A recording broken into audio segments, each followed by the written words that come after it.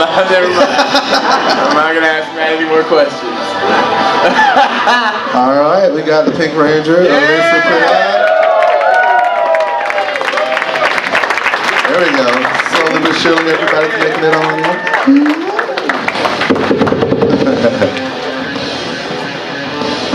Oh, thank you. All right, just so you guys know who I am. Yeah.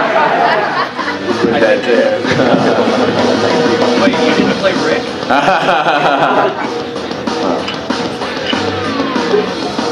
Are we, I don't know, maybe we can just get started, because Monica and Chris are en route. I think they got lost. They must have took a wrong turn it's a big hotel, so. It is a pretty big hotel.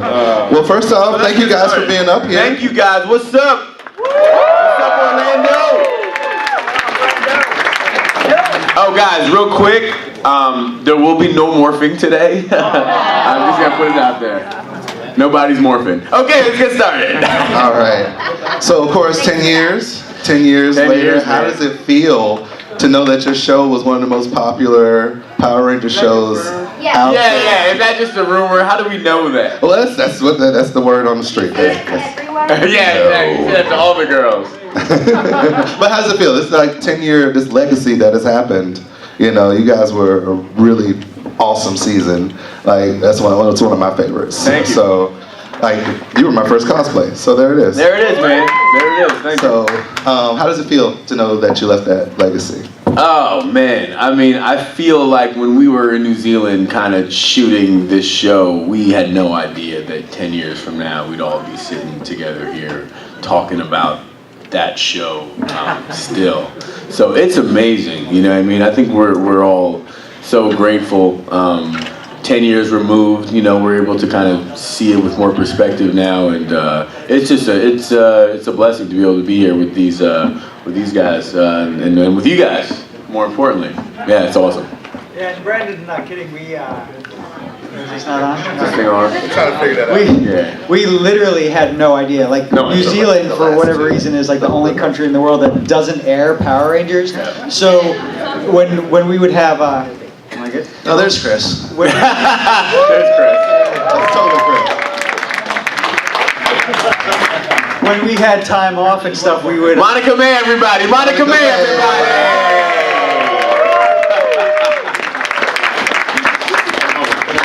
That outfit, yes.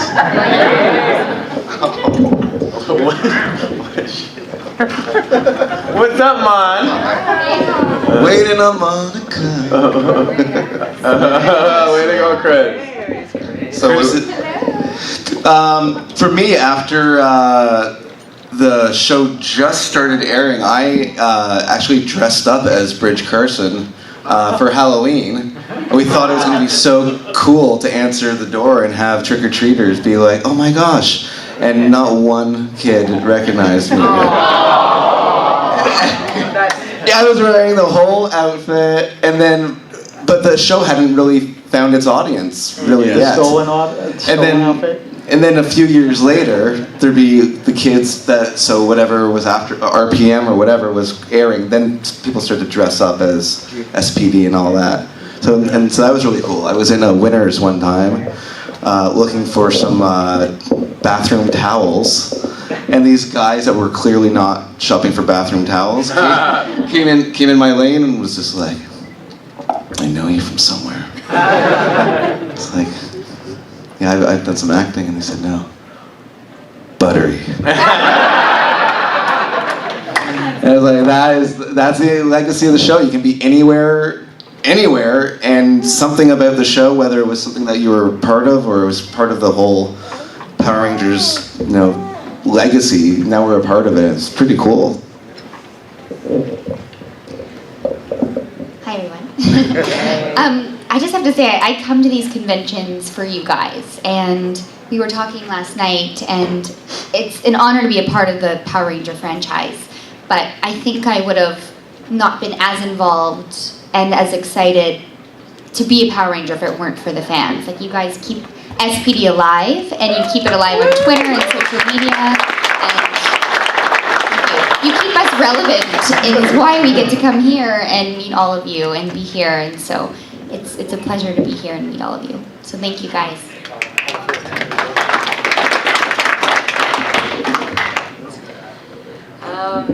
10 years. It feels pretty crazy because it feels like everything has changed, and then when we get together, it feels like nothing has changed. So, but yeah, a lot has happened in 10 years, and I think that our series still really holds up to today. So I think that's like a testament to what we did and what Greg did, and just how the show looked and everything. So I'm glad you guys really and still enjoy it. Any questions? Oh, Chris, your last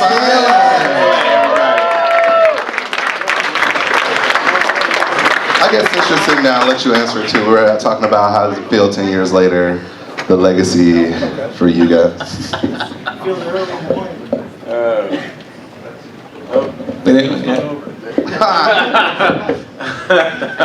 Chris actually thought this panel was from 2005.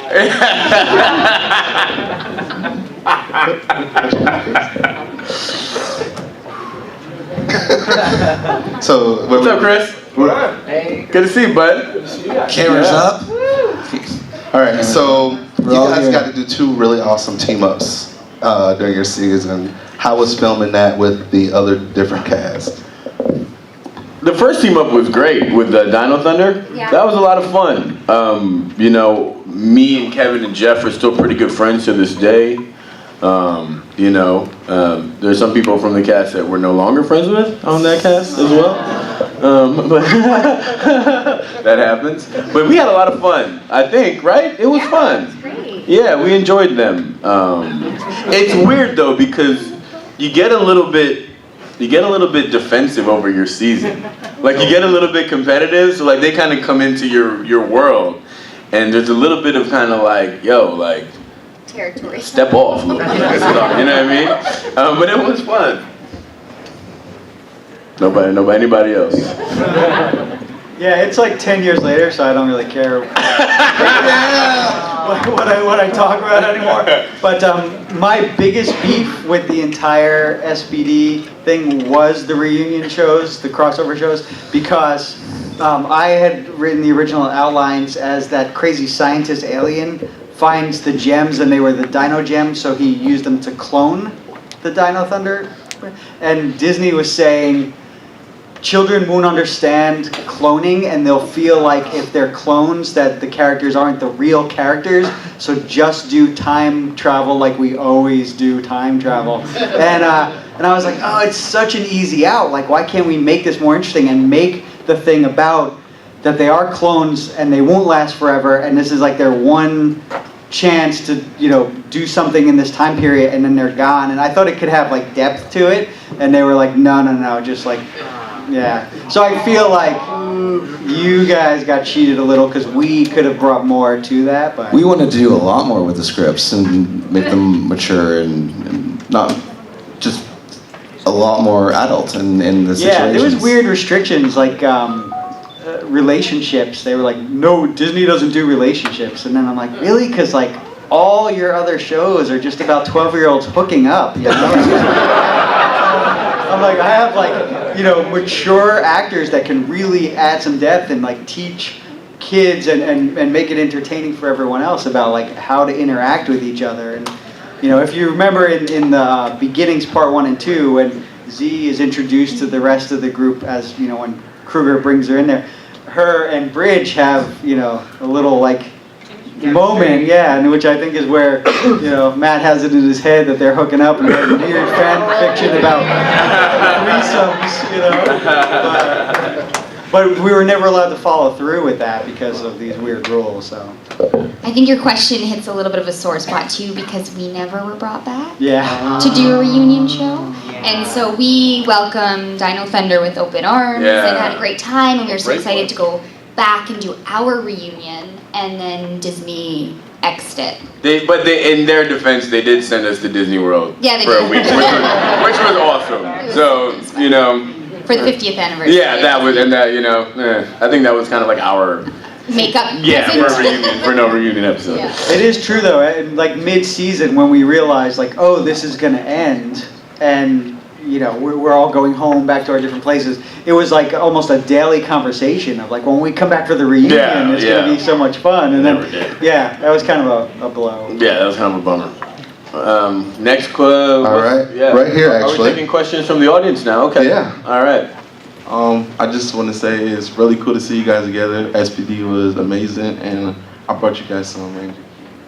So what? Ranger keys. Oh, Ranger Keys. Yeah, that's what's up, man. Thank you. That's so you can get back in your hotel room. Thank you so much. Oh, that's great, man. Thank you. I appreciate it. Thanks. Thank you. I appreciate it, man. All right.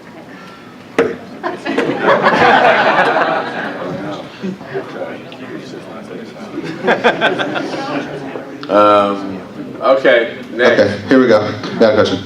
Okay, so one of the things I loved about your series was that theoretically there could be a female Red Ranger. Like you had the evil alpha leader, A-Squad, Red right? Ranger. By the time that crossover event, you were the leader of the SPD Rangers. So theoretically there could be a Red Ranger, but in some series there's only one female Ranger at all. How do you guys feel about that when there's only one female Ranger? I don't like it.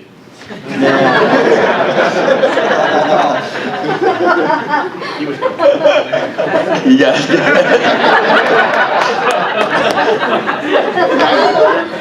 I think at one point, Brandon petitioned for an all-female Ranger squad.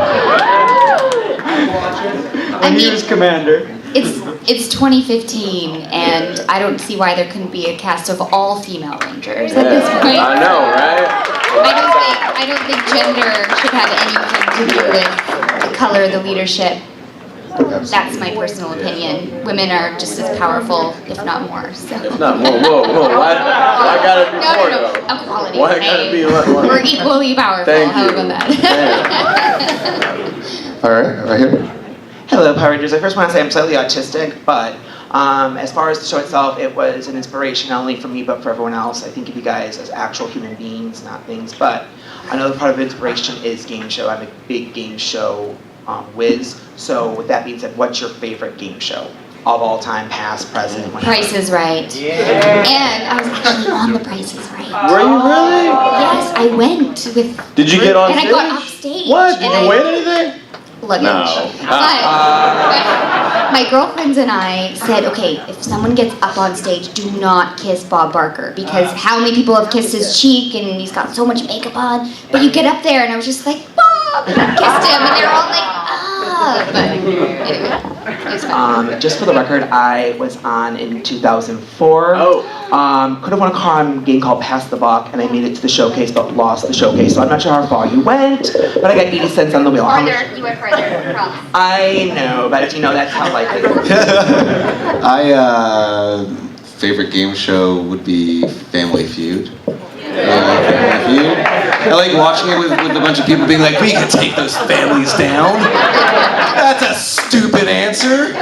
Dumb family. Well, how did we get on that show? I'm a Jeopardy on that guy. show. I'm a Jeopardy guy. You're a Jeopardy Yeah, Did you yeah. actually get any of the questions? Oh, all of the questions. Oh yeah, you have a degree in science? Yeah. What's your, he's a smarty one.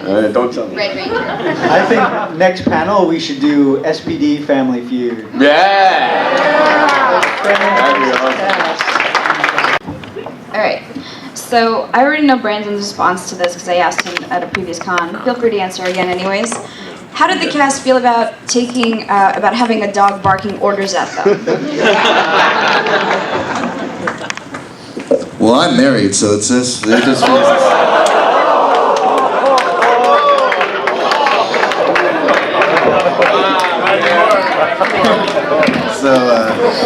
You may never see Matt Austin again after this, guys. Wow.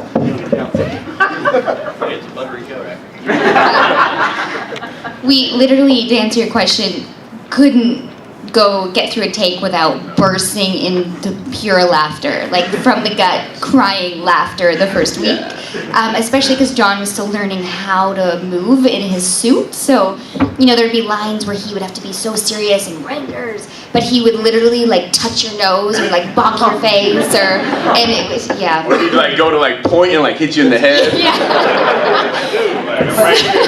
It was amazing, but honestly, John did such a good job that by like week 3, he was Doggy Kruger, and he was our commander. Like, we took him very serious, and kudos to him for just what he went through in that suit and in that mechanical head. So we had a lot of respect for him. He almost died in the head. Yeah, Greg. He almost died. Greg, what happened there, Greg? Greg, was there something that you didn't do properly? Greg made Doggy Kruger, by the way, if anyone doesn't know that. He actually made... The almost dying thing, that's like a 10-year yarn that's like growing. It was a scary moment, but I don't think he was going to die. He almost got decapitated, right? By the helicopter? No, basically, we built the head. It's an all animatronic head, and we did it in LA. And, our whole power system is different here, and we didn't account for when we went to New Zealand that we knew we were using the same voltage batteries, but for whatever reason, when we used the higher voltage to charge them, the batteries just got super hot, and when they were plugged in on the first day of shooting, he set on fire. So it was a very difficult position, because usually on a film set there's like all these different people, and there's a phrase, I can't say it now, that, Allie yelled at me, but it's poop rolls downhill, you know what I mean? So it's like if a actor is in an animatronic head that sets on fire, the director would turn to the effects guy, and he would turn to the prop guy, but I was all those guys. So there's an actor on fire, and everyone's like, who did this? Like, Greg, fix this. And I'm like, well, I did it, and I have to fix it, but like it was so weird to have to be doing all the things at the same time. But the battery basically burst into flame, and it filled the head with smoke. So I go like, action, and they start moving him for the first time. It was literally the first shot of Doggy Kruger. He like turns in the chair to go, Rangers, and everyone's like, oh, it's a dog. And he turns, and it's like smoke. So you guys almost didn't get Doggy Kruger because, of course, in like Disney fashion, they shut everything down, and they're like, what are we going to do about this? And I'm like, well, I need time to fix it. And they're like, you don't have time, you have to direct the next shot. And they're like, how about we just don't do the animatronic head? Like, maybe it'll just be like John Toohey. Maybe we'll do some makeup really quick. And I had to like spend 20 minutes to like talk everybody down and be like, don't worry about it, we'll fix it. What we ended up doing was I shot all of their coverage, and they just talked to John without the head. And then a couple weeks later, when we were caught up on the filming, I went back and shot the scenes, and they were in such a panic that I was gonna it wasn't gonna work, but it worked. And then after that, we dialed it in that night, and then for the rest of the year, he was fine. No more head fires. Yeah. Well, you want to talk about panic. It's like, Yeah, you almost killed the guy. Here you go, right here. First of all, SPD is my all-time favorite season. I love you guys. My question is, what was your favorite episode to film? I liked the beginnings for me. I think it was more of like a personal experience, meeting everyone, beginnings 1 and 2, and it was very CSI. And, I guess you were in beginnings. Well, like as much as, like as a ranger, sorry, Brendan. Thanks, Alex. No, but we were all still on set together, so I think that stands out in my mind. And Greg, didn't you direct those in, right? Yeah. Those episodes, yeah. Does everyone know who Greg is? Okay, just making sure. Did you introduce yourself? I came in after you. the SPD panel? I didn't know, because he did a lot of things on SPD, so I just wanted to make sure you understood. Yeah, I think shooting beginnings was the most fun. Yeah. SWAT. You like SWAT? SWAT. I hated SWAT. Man. And then especially the location where we shot SWAT. It was like those sand dunes. Yeah. And then after we finished filming, there was that lake at the bottom we all jumped into. Oh yeah. That was fun. That was fun. SWAT. Mon? I kind of agree with Chris. Yeah. Like it was really fun. It felt like an action movie, you know, or totally being part of. Just felt a little different, the style that we did and everything. So. Like a massive honey wagon movie. Yeah, and then to have John too as the monkey. Yeah, that was really cool. awesome. Okay, SWAT, fine. What was his name? Silverback? Yeah. No, that was the episode where we had to relearn how to be a team, guys. So it was a real moving, two-parter where we all really reconnected and found inspiration for why we like each family other. episode was SWAT. Personal episode, Reflections Part 2, and I got to be the Red Ranger. Heroes come in all colors. This is true. I think Jack and Sky share this beautiful moment of taking the morpher from each other. Slow motion, and this one's for your dad. All right, next. That's so funny because that ties into what he's about to ask. Okay. Hello, I want to say it's a real honor to meet you guys, and I want to thank you very much for all your hard work that y'all have done. Thank you. And my question is mainly directed at the Green Ranger. I hope I don't lose anybody for asking this, but if you remember in Operation Overdrive when they lost their powers, you showed up as the Red Ranger. Yeah. So hopefully, if y'all do come back, I just want to ask, how did that make you feel, to be promoted up twice? Friggin' awesome. And hopefully, Yeah, I gotta say, the whole time we're like, colors don't matter, and then I zip that on. I was like, I can get used to this. That's all thanks to Sky, because Sky gave up red and became commander, and let Bridge become Wait, what red. happened to our colors? All right. No one knows what happened to you guys. Does anybody know what happens to our colors? You guys actually chose to stay the same. We chose. Yeah. That would be good fashion of us. Okay. But yeah, it was also cool because, and this is Chris Violette, SPD CEO. this is and during the course of shooting, we did 40 episodes 38 that we shot. More and more and more, everyone started to yell at Bridge all the time. Everyone would he'd be like, da, da, da, da, da, and someone would be like, Bridge! Da, da, da, da, da, Bridge! And one day, it affected me personally. I was like, Craig, can we write in where they don't always just tell Bridge to shut up? Because it's really screwing with my self-confidence. I was like, Matt, shut up.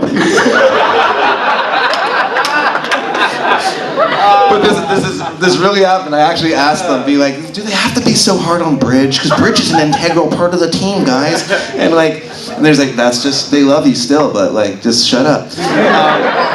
So being the Red Ranger and being in charge, that felt good. So hey. Although if I was doing episodes where you would still go on the tangents and the team would still be like, Bridge. Because I think your mind could never not operate. But it's because it operates like that it goes outside the box and solves problems nobody else could. So I go outside of the box. Exactly. Wrap your head around that. All right, next. No, sir. I just wanted to ask a question. Did you guys watch any of the Japanese footage for Deca Ranger in preparation for the roles? We got showed it a little At bit. the very beginning. At the very beginning. And They showed us that. Remember when there was the Pink Ranger in the bathtub? Yeah. That's what I remember. Yeah, I think we watched it mostly because, I really wanted to take the show seriously. Not be pretentious about it, but I wanted it to be, feel real. And as much as I loved all of what was going on in Deca Ranger, it was so silly, But people died on Deca Ranger, didn't they? Yeah, almost always it that's how they had do. harshness, but it also had, the Pink Ranger's, station was a bathtub, and her communicator was a rubber ducky, and, or it was her back thing. She would talk into it. It was super weird, and so I was like, we're not doing. Allie's not gonna be in a bathtub. I can't say we didn't try. Oh man. All right, next question. I wanted to know what was your opinion on Dino Charge? Oh, Charge. That's the new series. That's the new one. we haven't really had a chance to watch it. I but have those no guys opinion have on that. crazy social. Yeah, this is current season. It's SPD or nothing for me. It looks good. You do know this is an SPD panel?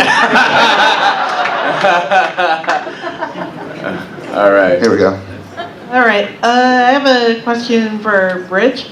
I know it's going to be kind of silly to ask this, but after SPD, since you do that weird buttery movement, whenever you butter your toast, do you do it out of habit? Oh, that's a good question. Oh, like I butter all the time. Everywhere I go, everything's buttery. People, like my whole family knows. My whole family like comes up to me and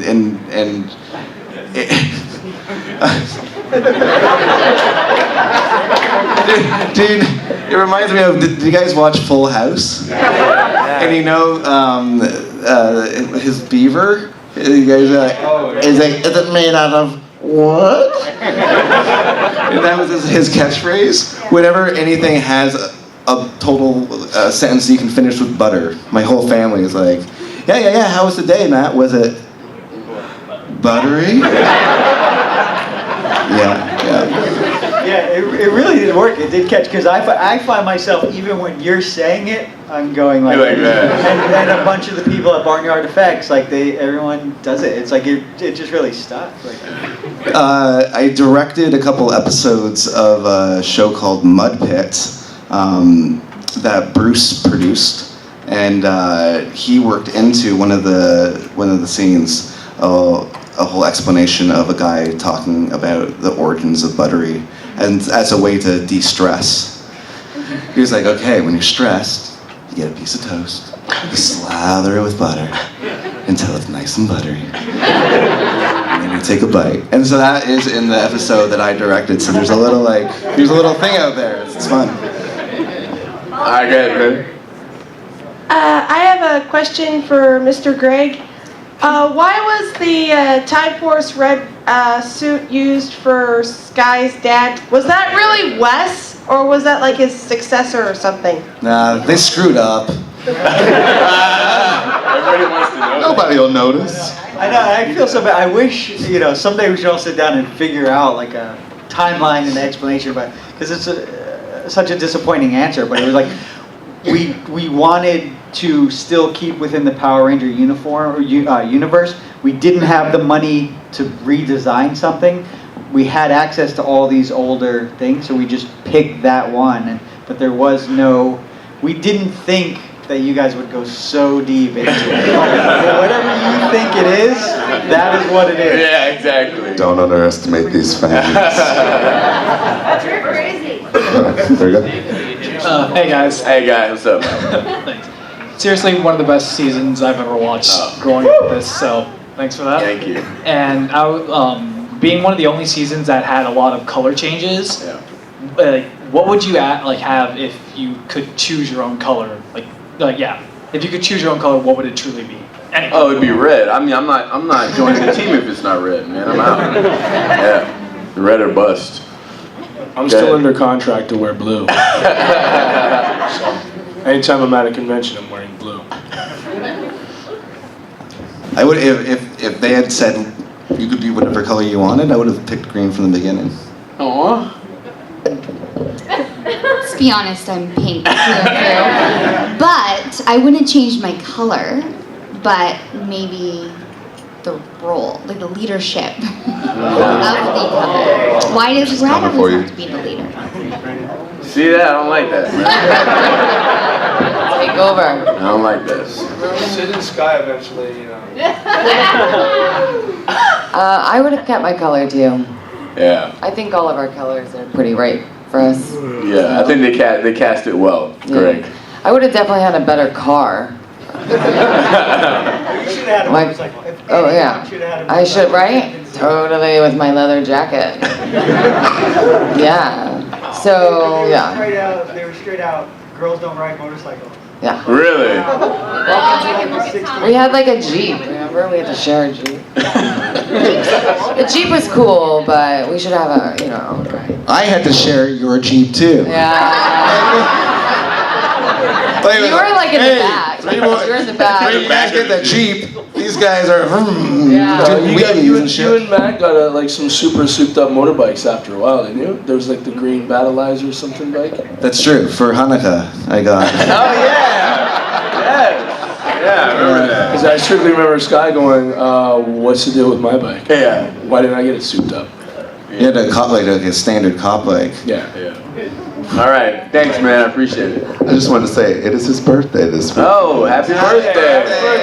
His name is Andrew. Happy birthday, Andrew.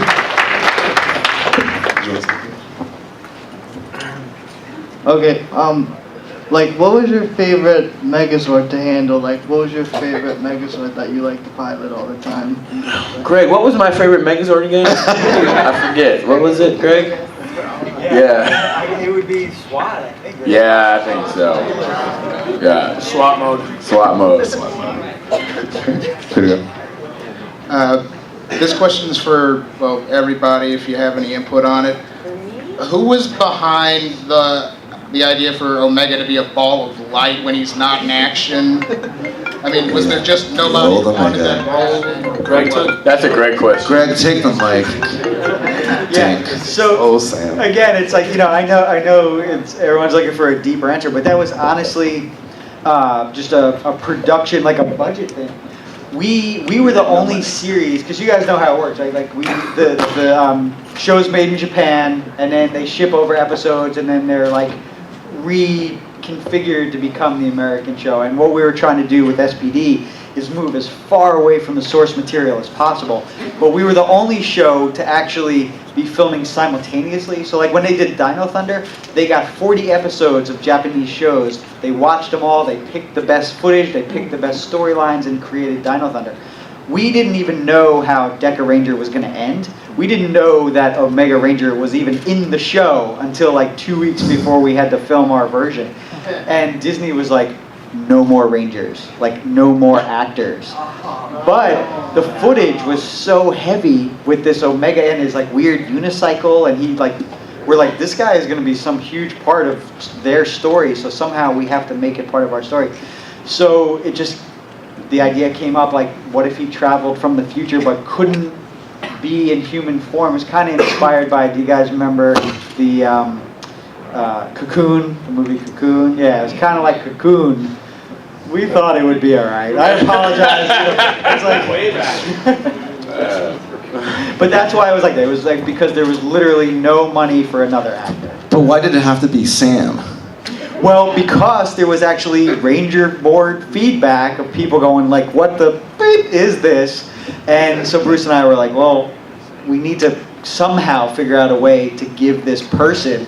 So when the Sam episode came up, we were like, well, how cool would it be that, Z inspires him so much that he becomes a future Ranger, and then, Marty McFly's it back to help, but can't come into his true form, and then later becomes the lead makeup artist. Sounds good to me, man.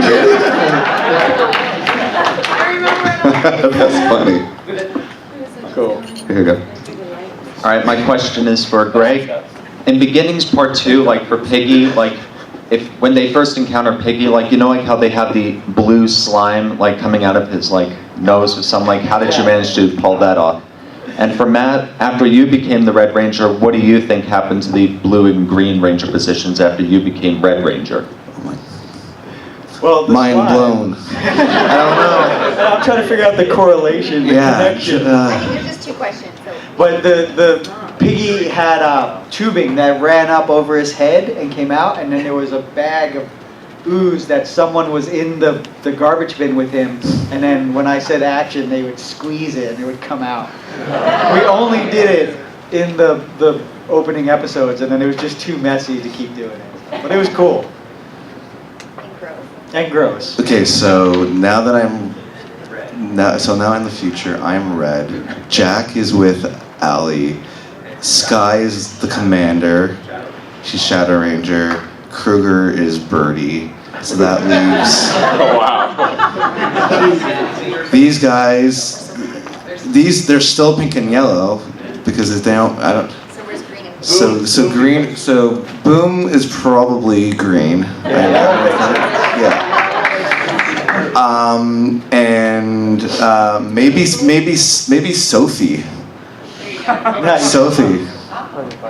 She wanted it. Yeah, Sophie would get on that. But yeah, I'm good with that answer. Yeah. Maybe you'll find out when we film some kind of reunion special. 20 years after you. Here we go. My question is, if each of you could talk to your characters, what would you tell them?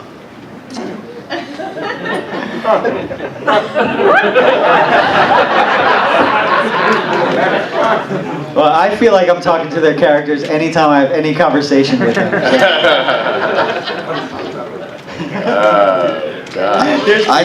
I'd tell Bridge to stop thinking so much. If there's something he wants to do, he should just do it. Stop thinking it. Stop talking himself out of things. Go ahead, man. Yeah, like, he's like, pull the stick out of your ass. Pull the stick out of your ass. I just tell Jack you're doing a great job, man.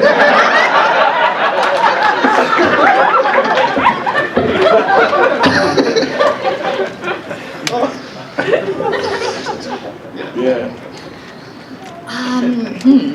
I think I would say maybe nails grow back, and it's more about the work you do on the inside. It sounds so cheesy, but I think I appreciated Sid's girliness and desire to upkeep her personal appearance, but I think maybe that's not the sole focus in life.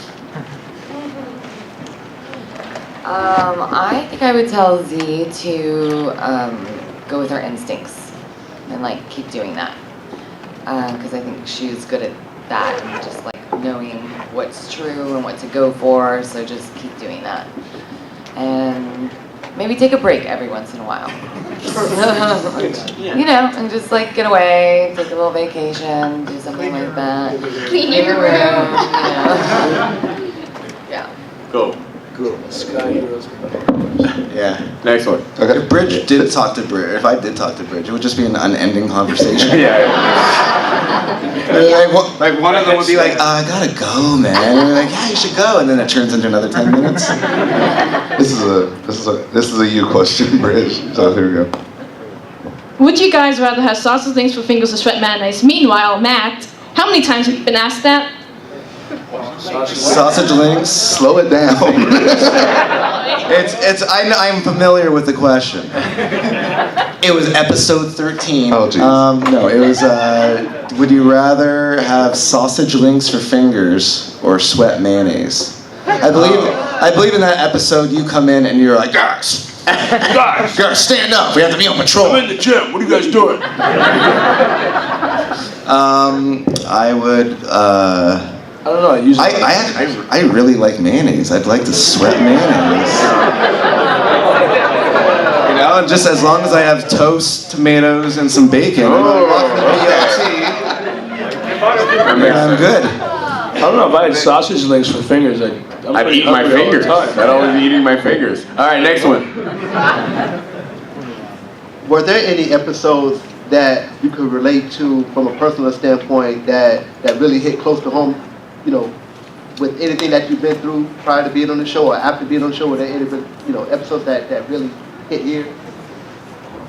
You know, I think the entire show kind of, I don't know, you guys did such a great job in casting the show. Like, there were very much like elements in each of us that were reflected in the characters. So much so that like, I felt like over time, like even like our personal dynamic together started to resemble like, you know, the show's dynamic. So, so for me, like the entire journey kind of, you know, could be used for like a metaphor of our shooting it, you know what I mean, in our personal lives. So yeah, like everything kind of, you know, there was something you could take from every episode, I think, that was relevant to real life, yeah.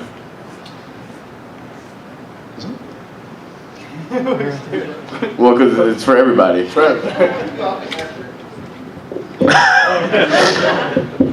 Yeah, I mean, I guess that was the core behind writing it, was trying to relate real things. I mean, my beef, I know, like troubled water, but with previous seasons, it was always like kids like running through the woods or something, and they like fall in a hole and find magic rocks, and suddenly like we're the most powerful people in the world. And what I wanted to do was make a show about a group of people that had to earn it. They had to earn the right, because I think that's what real life is. We could all be whatever we want to be, but we have to work for it and earn it.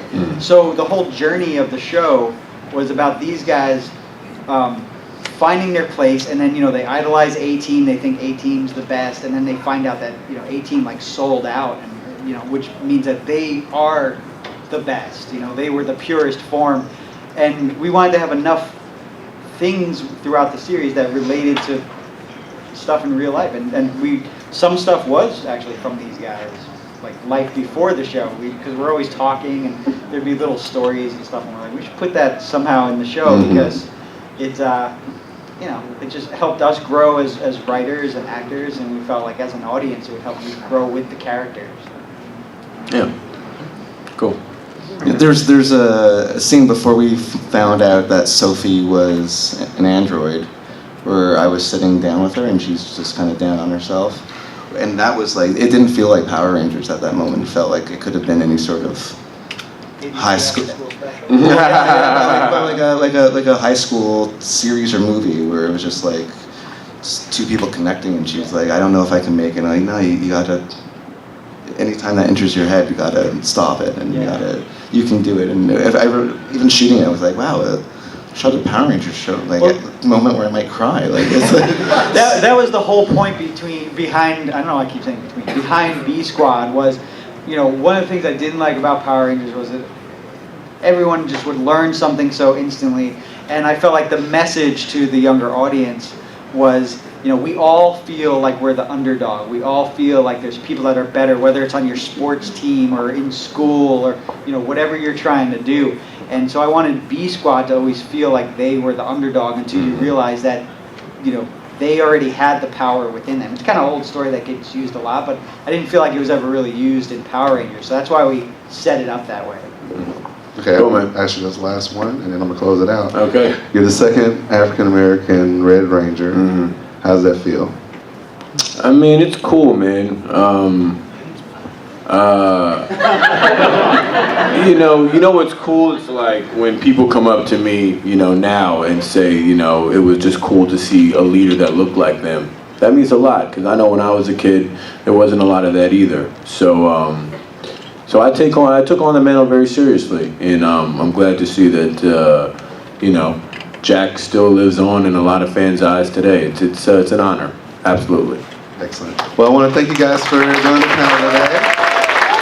We're going to do one more group picture for the con, and then you guys enjoy the rest of the con. Come and see us at our tables, guys. We're all going to our tables right now, right? Come and check us out. Say hi, talk to us. We'll love to see you guys. He said, no, you're not. You got a photo. No, never mind. I lied to everybody. I'm sorry. All right, thanks, guys. One more round of applause for them. Thank you, guys. Thank you.